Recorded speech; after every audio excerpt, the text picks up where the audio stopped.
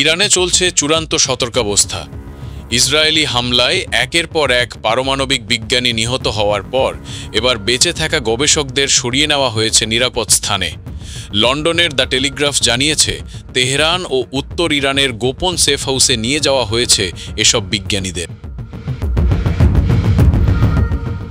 ইরানি সূত্রের দাবি, এখন আর তারা নিজেদের বাড়িতে থাকছেন না। এমনকি যারা বিশ্ববিদ্যালয়ে পড়াতেন তাদের জায়গায় আনা হয়েছে পারমাণবিক কর্মসূচির সাথে সম্পর্কহীন নতুন শিক্ষক। কারণ ইসরায়েলের টার্গেট লিস্টে এখনও রয়েছে অন্তত 15 জন গুরুত্বপূর্ণ বিজ্ঞানীর নাম। এই নিরাপত্তা ব্যবস্থা আরও জোরদার হয়েছে যখন গত সপ্তাহে বিজ্ঞানী রুজবে ভাদিকে ফাঁসি দেওয়া হয়। অভিযোগ, তিনি জুনের 12 দিনের যুদ্ধে ইসরায়েলকে তথ্য সরবরাহ করেছিলেন। জুন মাসের সংঘর্ষের পর থেকে পুরো সিকিউরিটি প্ল্যান বদলে ফেলা হয়েছে। আগে যেখানে শুধু রেভলিউশনারি গার্ডসের একটি ইউনিট দায়িত্বে ছিল, এখন একাধিক নিরাপত্তা সংস্থা একসাথে পাহারা দিচ্ছে। কারণ অনেক বিজ্ঞানী নাকি আগের পাহারাদারদের ওপর আস্থা হারিয়েছেন।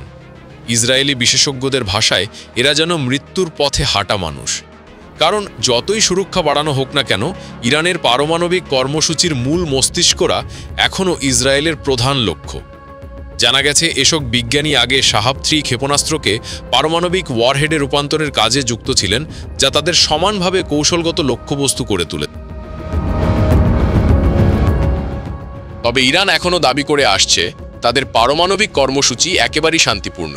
সর্বোচ্চ নেতা আয়াতুল্লাহ খামেনেই এমনকি ধর্মীয় ফতোয়া দিয়েছেন পারমাণবিক অস্ত্র ব্যবহার হারাম। কিন্তু বিশ্লেষকরা বলছেন, ইসরায়েলের নজর এখনও সরেনি, আর বেঁচে থাকা বিজ্ঞানীদের জীবন ঝুঁকি ক্রমেই বাড়ছে।